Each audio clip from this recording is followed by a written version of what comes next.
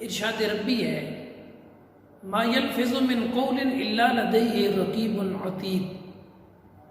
اور جو کچھ وہ زبان سے نکالتے ہیں اس کو لکھنے کے لیے معزز فرشتے منتظر ہیں۔ انسان کی زبان سے جو لفظ بھی نکلتا ہے اللہ کے محافظ فرشتے اس کو لکھنے کے لیے موجود ہوتے ہیں۔ رقیب کہتے ہیں محافظ کو، مشاہدہ کرنے والے کو، اور عتید کہتے ہیں انتظار کرنے والے کو۔ ہر انسان کے ساتھ دو فرشتے ہیں، ایک نیکی کو لکھتا ہے اور ایک اس کے گناہ کو لکھتا ہے۔ دوسرے مقام پہ ارشاد ربی ہے کرامن کاتبین یعلمون ما تفعلون، معزز لکھنے والے ہیں، وہ جانتے ہیں جو کچھ تم کرتے ہو۔ جو انسان اپنی زبان سے الفاظ نکالتا ہے وہ کوئی الفاظ ہوا میں اڑ کے ختم نہیں ہو جاتے، بلکہ وہ الفاظ ریکارڈ ہو جاتے ہیں۔ یہ نہ سمجھیں ہم کہ ہم نے جو بول دیا وہ تو ختم ہو گیا، نہیں، ما یلفظ من قول الا لدیہ رقیب عتید،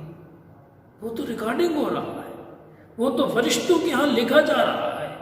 اگر وہ بولنے والا لفظ جو ہم نے زبان سے نکالا وہ نیکی کے متعلق ہے تو وہ نامہ اعمال میں نیکی کی صورت میں لکھا جا چکا ہے، اور اگر وہ گناہ کے متعلق ہے تو پھر وہ نامہ اعمال میں گناہ کے معاملات کے ساتھ لکھا جا چکا ہے، ختم نہیں ہو گیا، رائے گاہ نہیں چلا گیا جو جملہ زبان سے بولا۔ یہاں تک مسلم شریف میں حدیث پاک ہے کہ جب بندہ نیکی کرنا چاہے تو اللہ پاک فرشتے کو حکم دیتا ہے ایک نیکی لکھ دو، اور جب نیکی کر لیتا ہے تو پھر 10 سے لے کر 700 گنا تک اسے اجر دیا جاتا ہے، اور جب بندہ گناہ کرنا چاہے تو اللہ پاک فرشتے کو فرماتا ہے ابھی نہ لکھو، اور جب گناہ کر لیتا ہے تو پھر حکم ہوتا ہے فرشتے کو تو اب اس کا گناہ لکھ دو۔ اس لیے انسان کو بالخصوص بولتے وقت اپنی زبان کے الفاظ پہ غور کرنا چاہیے۔ یہ تو قیامت کے دن جب ساری آڈیو ویڈیو ریکارڈنگ اس کے نامہ اعمال کی اس کے سامنے آئے گی، یعنی جو کچھ کیا تھا وہ لکھا ہوا ہوگا ایک صحیفے کے اندر، اور وہ صحیفہ ہر بندے کے پاس ہوگا، اور وہ خود پڑھ رہا ہوگا کہ اس نے دنیا میں کیا کیا کہا تھا، کیا کیا بولا تھا، کیا کیا کیا تھا، کیونکہ معزز فرشتے ہیں جو اللہ پاک کے حکم سے وہ سارے معاملات لکھ رہے ہیں۔ اب ہم غور کریں اپنی زندگیوں پر کہ اگر ہم ہر عمل کرنے سے پہلے فقط اتنا سوچ لیں کہ ہمارا رب ہمارے ان اعمال کو دیکھ رہا ہے، فرشتے ان کو لکھ رہے ہیں، تو یقیناً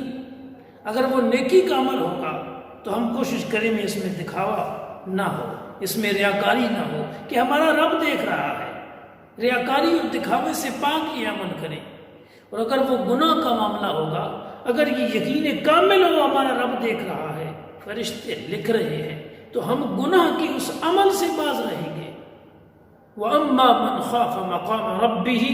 وَنَهَى النَّفْسَ عَنِ الْهَوَىٰ فَإِنَّ الْجَنَّةَ هِيَ الْمَأْوَىٰ، میرا رب فرماتا ہے جو رب کے سامنے کھڑا ہونے سے ڈرا اور اس نے خواہش نفس کو چھوڑ دیا، روک دیا اپنے آپ کو گناہ کے معاملے سے، جو خواہش نفسی اس کو ترک کر دیا،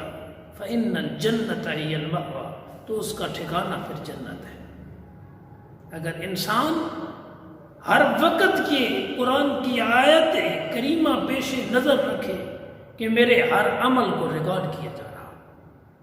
اور یہ بھی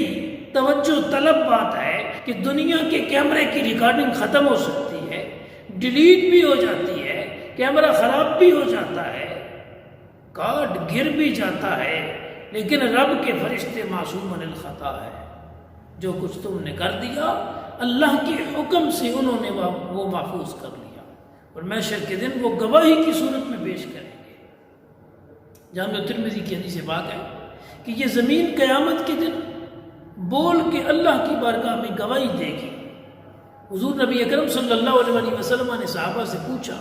جانتے ہو یہ زمین کیا گواہی دے گی؟ عرض کیا اللہ اور اس کا رسول زیادہ جاننے والے ہیں۔ فرمایا یہ زمین بولے گی کہ یا اللہ میرے اوپر فلاں فلاں کام ہوا تھا، یعنی جو کام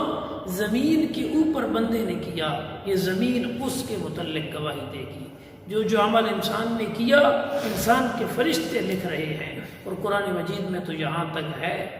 کہ الیوم نختم علی افواہہم وتکلمنا ایدیہم، اس دن منہ پہ موریں لگا دیں گے ہم اور انسان کے ہاتھ کلام کریں گے۔ کچھ لوگ جو اپنے گناہوں کا اقرار نہیں کر رہے ہوں گے تو پھر ان کے منہوں پہ مہریں لگا دی جائیں گی اور ہاتھ بولیں گے۔